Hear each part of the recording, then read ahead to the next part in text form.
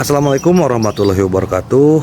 Mimin lanjutkan lagi cerita Raja Kegelapan Cipenya. Tapi seperti biasa, sebelum dilanjut, bantu tekan tombol like dan berkomentar juga Tuan Rena gas. Bab 1367, apakah aku perlu tahu siapa dia? Ji-Fei tidak peduli dengan reaksi semua orang. Dia berjalan santai ke sisi Su Piao-Miao dan menyentuhnya dengan lembut dengan bahunya. Ayo pergi. Su Piao-Miao mengatakan sesuatu dengan genit setelah waktu yang lama dan mengikuti di belakang. Aku sudah membuat mata banyak orang buta. Tapi dia masih saja bersikap seperti ini, bahkan saat dia memelukku. Saya merasa sangat terganggu. Ketika semua orang melihat Ji-Fei, banyak yang menarik kembali pandangannya. Karena Ji-Fei yang mengenakan jaket anti-angin hitam dan berdiri di samping Su Piao-Miao, mereka adalah pasangan yang serasi dan serasi. Hal ini langsung membuat mereka redup dan banyak orang hanya bisa iri, benci dan dengki terhadap mereka. Keduanya duduk di sudut untuk menenangkan diri. Pelayan datang dengan antusias dan bertanya, "Tuan dan Nyonya, Anda ingin minum apa?" "Dialah yang membuat keputusan," kata Ji-Fei sambil tersenyum sambil menatap Su Piao-Miao. Su Piao-Miao sungguh kasar dan langsung mulai memilih anggur sendiri. Mereka berdua benar-benar tampak seperti sepasang kekasih, duduk dengan tenang dan mengobrol setelah menentukan pilihan. Keduanya tidak tahu bahwa penampilan mereka juga menarik perhatian satu orang. Itu Ji Meiyan. Dia kebetulan ada di bar ini. Ketika pertama kali melihat Su Piao-Miao, saya juga sangat terkejut dan tercengang. Saya tidak pernah menyangka akan ada wanita secantik itu. Dia selalu merasa dirinya cantik. Ketika dia datang ke sini, tak kurang dari 20 pria mendatanginya dan mengobrol dengannya, tetapi dia mengusir mereka semua. Tetapi ketika mereka melihat kedatangan Su Piao-Miao, seluruh penonton terkejut dan takjub, dan semua orang bahkan lebih terkejut dan heran lagi. Namun, saat dia melihat Ji-Fei dan Su Piao-Miao bersama, kemarahan mulai muncul di matanya. Dia telah mengetahui tentang Ji-Fei secara khusus dan tahu bahwa Ji-Fei telah memiliki seorang istri, Li Ruoxi, yang bahkan sedang hamil. Tapi aku tidak menyangka akan ada wanita secantik itu di dekatku.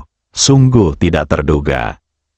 Pada saat ini dalam benaknya, Ji-Fei telah menjadi musuh potensialnya, dan bahkan salah satu musuhnya yang berbahaya. Dia sangat waspada dan bahkan lebih penuh kebencian. Ji-Fei dan Su Piao-Miao tidak mengetahui semua ini. Meskipun Su Piao-Miao tidak puas dan marah dengan reaksi Ji-Fei, satu hal yang tidak dapat disangkal, yaitu bahwa dia suka bersama Ji-Fei. Jadi mereka berdua mulai minum dan segera menjadi bahagia. Orang-orang di bar sesekali melihat ke sini, dan beberapa pria ingin datang dan mengobrol, tetapi Ji-Fei menatap mereka dengan dingin dan membuat mereka takut. Waktu berlalu perlahan dan segala sesuatu terjadi secara alami. Tak seorang pun dari mereka menyadari Ji Meiyan, orang yang membenci mereka. Tepat pada saat itu, pintu bar terbuka, dan Wu Tianze, yang menyamar sebagai Sun Sengshu, masuk bersama Donglan. Sekarang setelah Donglan mendengar tentang keberanian Wu Tianze palsu, dia makin mengaguminya dan makin terobsesi padanya. Malam ini, saya ingin tidur dengan Wu Tianze palsu, tetapi ditolak oleh Wu Tianze palsu. Dia sedikit tidak senang. Agar tidak menimbulkan kecurigaannya, Wu Tianze palsu membawanya ke bar untuk minum, bermaksud membiarkannya kembali dalam keadaan mabuk sehingga dia berhenti mengganggunya. Donglan berpikir, kalau dia minum terlalu banyak, dia mungkin akan tidur, jadi dia datang dengan senang hati. Ketika dua orang itu masuk, seseorang langsung mengenali mereka sebagai Wu Tianze. Mereka tidak tahu bahwa mereka adalah Sun Sengshu yang menyamar, jadi mereka semua maju untuk menyambut mereka. Donglan memeluk lengan Wu Tianze palsu, dengan senyum bangga dan puas di wajahnya. Putra tertua dalam keluarga Wu, pria yang diimpikan banyak wanita untuk dinikahi, dan sekarang dia adalah lelakinya, jadi tentu saja dia menyukainya. Ji Fei dan Su Piaomiao, yang duduk di pojok, terkejut saat melihat Wu Tianze palsu. Mereka tidak menyangka akan bertemu dengannya. Ji Fei masih sangat tertarik pada Wu Tianze palsu ini. Saat mata Su Piaomiao menyapu mata Wu Tianze palsu, dia tiba-tiba merasakan keakraban. Wu Tianze palsu merasakan tatapan Su Piaomiao dan ikut menoleh. Ketika dia melihat Su Piaomiao, senyum penuh arti muncul di wajahnya, dan bahkan sedikit makna yang dalam muncul di wajahnya. Namun, tatapannya segera tertuju pada Ji Meiyan. Senyum langsung tersungging di wajah saya, kesempatan yang luar biasa. Bukankah ini konflik antara keluarga Ji lama dan baru yang paling dia harapkan? Ji Fei sedang berkonflik dengan keluarga Ji. Sekarang Ji Meiyan, yang mewakili keluarga Ji, ada di sini. Ini adalah kesempatan sekali seumur hidup. Hentikan musiknya, Wu Tianze palsu tiba-tiba berteriak di panggung. Seluruh aula menjadi sunyi dalam sekejap. Banyak orang memandang ke sini dengan ekspresi terkejut di wajah mereka. Namun, tidak ada seorang pun yang berani menantang keagungan Wu Tianze. Dia adalah tuan muda keluarga Wu. Jika ada yang berani memprovokasi Wu Tianze, mereka pasti akan mendapat masalah dan mati. Jadi, mereka tidak berani berbicara. Wu Tianze palsu sudah berjalan ke arah Ji Fei dan Su Piaomiao sambil tersenyum. Mata semua orang mengikuti gerakan Wu Tianze palsu. Donglan berdiri di sana dan tidak berani mendekat saat melihat Ji Fei. Namun, ketika dia melihat Wu Tianze palsu lewat, dia mengira Wu Tianze palsu itu menaruh hati pada Su Piaomiao, dan dia masih merasa sedikit cemburu di dalam hatinya. Aku hanya tidak berani mengungkapkannya. Lagi pula, baginya, itu seperti pakaian pada Wu Tianze, yang bisa dilepas dan dibuang kapan saja. Tetapi dia tidak ingin kehilangan Wu Tianze. Halo, Guru Ji. Wu Tianze palsu berteriak kepada Ji Fei sambil tersenyum. Ji Fei tidak pernah tahu Wu Tianze palsu ini. Dia jelas seorang playboy.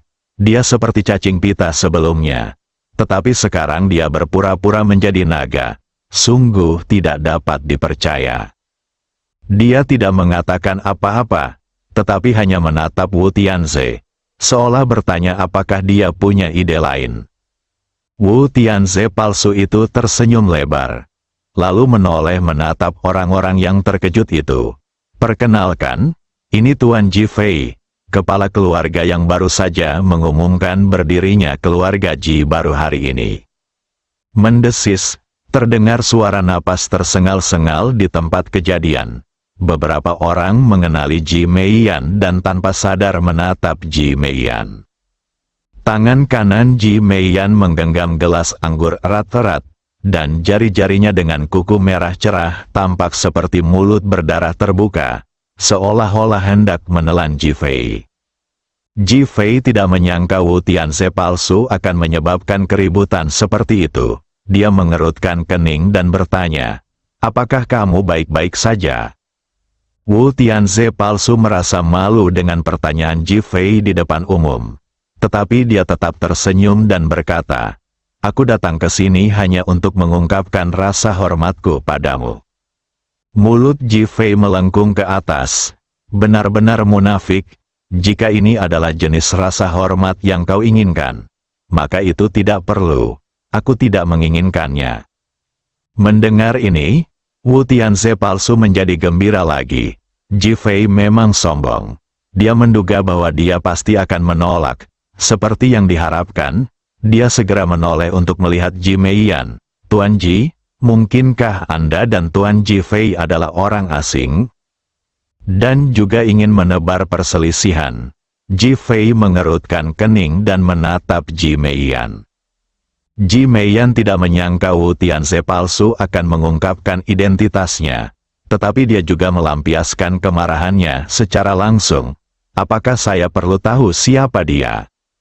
Jelas sekali meremehkan, suasananya langsung tegang. Wu Tianze palsu hendak tertawa terbahak-bahak karena kegirangan. Bab 1368, meminjam pisau untuk membunuh Ji Fei. Sedikit bingung dengan sikap Ji Meiyan yang mendominasi dan arogan. Apa maksudnya ini? Tentu saja, saya juga tidak senang di dalam hati. Pihak lain terlalu berlebihan dan terlalu sombong. Namun, dia benar-benar tidak mengenal Ji Meiyan. Bahkan saat dia tiba di Longdu, dia tidak mengenal siapapun dari keluarga Ji dan keluarga Zhao. Di matanya, mereka benar-benar dibenci. Baginya sekarang, bersaing dengan keluarga-keluarga ini sama sekali bukan persaingan yang setara. Dia membunuh mereka seketika. Apa yang kita lakukan hari ini lebih merupakan cara untuk melampiaskan kemarahan kita. Ini lebih tentang menyelamatkan muka orang tuaku. Namun, pihak lain bahkan lebih sombong darinya. Ini adalah bentuk ketidaktahuan akan keterbatasan diri sendiri. Ketika Wu Tianze palsu melihat Ji Fei begitu sombong dan memiliki ekspresi demikian, dia begitu gembira hingga hampir melompat. Namun, dia langsung berpura-pura bingung dan menatap Ji Meiyan lalu berkata, Tuan Ji, apakah Anda tidak punya rasa sayang pada Tuan Ji? Kalian semua adalah anggota keluarga Ji. Ayahnya adalah Ji Guanghui. Dia adalah paman Anda. Dia adalah paman Anda yang sebenarnya. Ketika Ji Fei mendengar perkenalan ini, alisnya berkerut dan dia menatap Ji Meiyan. Wajah oval Ji Meiyan yang cantik dipenuhi dengan kemarahan dan penghinaan. Dia mengambil gelas anggur di tangannya, memiringkan kepalanya ke belakang dan meminum anggur itu, seolah-olah mencoba untuk menenangkan diri. Apa Ji Guanghui? Tidak ada orang seperti itu di keluarga Ji kita. Nada suaranya jijik, seolah-olah dia melihat orang dan benda paling menjijikkan di dunia. Wajah Ji Fei langsung berubah jelek, bahkan hatinya sedikit sakit. Dia tidak menyangka bahwa setelah bertahun-tahun, kesan keluarga Ji terhadap ayah mereka akan seperti ini. Itu sudah cukup untuk menunjukkan bahwa para anggota keluarga yang lebih tua itu sama sekali tidak menganggap mereka sebagai anggota keluarga Ji, bahkan memandang rendah mereka. Jika Anda memikirkan fakta bahwa mereka tidak peduli dengan hidup atau mati, apa kasih sayang keluarga yang ada? Ketika Wu Tianze palsu mendengar kata-kata Ji Meiyan, dia hampir bertepuk tangan dengan gembira. Semakin tidak berperasaan kata-katanya, semakin marah Ji Fei, dan semakin intens konflik pun terjadi. Namun, dia masih berpura-pura sedikit malu dan menatap Ji Fei, dengan ekspresi meminta maaf di wajahnya, dan berkata, Tuan Ji, saya benar-benar minta maaf. Saya tidak menyangka bahwa Anda dan Direktur Ji memiliki hubungan yang buruk. Saya memperkenalkan Anda satu sama lain dengan niat baik. Kelihatannya seperti permintaan maaf, tetapi sebenarnya malah menambah panasnya api. Bagaimana mungkin Ji Fei tidak tahu tentang rencana palsu Wu Tianze untuk membunuh seseorang dengan pisau pinjaman dan membiarkan keluarga Ji saling membunuh? Baginya, keluarga Ji harus diselesaikan. Tetapi keluarga Wu di depannya adalah target utamanya. Bagaimanapun, dia telah mengatakan bahwa keluarga Wu harus menghilang dalam waktu 3 hari. Dia mengangkat alisnya dan menatap Wu Tianze palsu. Jika kamu tidak punya apa-apa untuk dilakukan, pergi saja. Aku tidak punya kesan yang baik padamu. Bahkan lebih buruk dari kesan keluarga Ji padamu. Dahi, Semua orang di tempat kejadian menatap Wu Tianze palsu dengan mata terbelalak. Tuan muda bermartabat dari keluarga Wu diperlakukan seperti anjing dan diusir. Ini agak canggung dan bahkan agak memalukan. Ada ekspresi terkejut dan kaget di mata mereka, dan dia ingin melihat bagaimana reaksi mereka. Namun saya tahu Tuan Ji marah karena Direktur Ji menghina ayahmu. Saya bisa mengerti itu. Bagaimanapun, sangat menyebalkan dan membuat marah jika ayah seseorang dihina. Saya minta maaf kepada Tuan Ji atas bantuan saya dan berharap dia bisa memaafkan saya. Wu Tianze palsu sebenarnya mulai meminta maaf dengan tulus, dan orang-orang yang tidak mengenalnya merasa itu sangat tulus. Tetapi Ji Fei dan Wu Tianze palsu sama-sama tahu dalam hati mereka bahwa tindakan ini hanya menambah bahan bakar ke dalam api dan membuat Ji Fei kesal. Su Piaomiao tidak mengatakan apa-apa, tetapi sesekali melirik Ji Fei dengan matanya yang indah, ingin melihat reaksinya. Oh, Ji Fei tiba-tiba terkekeh. Kau tahu kau salah, kan? Wu Tianze palsu itu tercengang. Dia hanya bersikap sopan. Jadi mungkinkah Ji Fei menganggapnya serius? Kalau begitu kau bisa keluar. Wah, Ji Fei mengangkat gelas anggur di tangannya dan menuangkan anggur ke arah Wu Tianze palsu. Wu Tianze palsu bereaksi cepat dan menghindar ke samping. Pupil mata Ji Fei langsung membesar. Jelas dia tidak menyangka Wu Tianze mampu mengelak. Apakah Wu Tianze ini berubah? Apakah Anda sebelumnya seorang pemuda yang lemah dan tidak berdaya? Kemarahan melintas di mata Wu Tianze palsu. Tetapi dia segera kembali normal. Dia menatap Ji Fei dengan seringai di wajahnya. Tuan Ji, apa maksudmu dengan ini? Apakah kamu tidak ingin mendengar kebenarannya? Berbalik menatap Ji Meiyan. Direktur Ji, keluarga Ji Anda tidak berani mengatakan sepatah kata pun ketika mendengar tentang pembentukan keluarga Ji yang baru. Kami, keluarga Wu, benar-benar memandang rendah Anda. Orang-orang mengatakan bahwa keluarga yang harmonis adalah fondasi dari segalanya. Keluarga Ji Anda terpecah seperti ini, dan Anda tidak berani berdiri bahkan ketika dipermalukan. Anda hanya membawa malu bagi keluarga besar. Saya merasa malu untuk Anda. Mengoleskan garam pada luka terbuka. Awalnya, keluarga Ji bersabar, namun Ji Meiyan tidak setuju dan malah ingin bertengkar dengan Ji Fei. Sekarang Wu Tianze palsu telah berhasil membangkitkan api jahatnya. Dia berdiri dan menatap Ji Fei. Dasar bajingan, bagaimana mungkin kau bisa mendirikan keluarga Ji di Longdu? Apa cukup bagimu untuk memiliki beberapa koin? Apa kau tidak tahu bahwa sebuah keluarga membutuhkan fondasi? Kata-kata Wu Tianze berhasil membangkitkan amarahnya. Dia benar-benar tidak tahan dan tidak bisa menahannya. Lagi pula, ini terjadi di depan umum. Jika ini sampai terbongkar, bagaimana keluarga Ji bisa menyembunyikan muka mereka? Lagi pula, di matanya, Ji Guanghui dan Zhao Mengchen kawin lari, dan pernikahan tanpa persetujuan keluarga adalah pernikahan yang tidak sah, dan anak yang dilahirkan, Ji Fei, adalah anak tidak sah. Jadi, dia memanfaatkan provokasi Wu Tianze untuk memarahi Ji Fei. Ji Fei jelas tidak menyangka pihak lain begitu sombong, dan bahkan lebih marah lagi. Wajahnya juga dipenuhi amarah. Dia menatap Ji Meiyan dan berkata, "Kembalilah dan beritahu keluarga Ji agar bersiap meminta maaf kepada orang tuaku. Kalau tidak, kamu akan menanggung akibatnya." Oh, Ji Meiyan sangat marah saat mendengar ini sehingga dia mencibir. "Minta maaf? Bermimpilah, kami tidak akan meminta maaf padamu.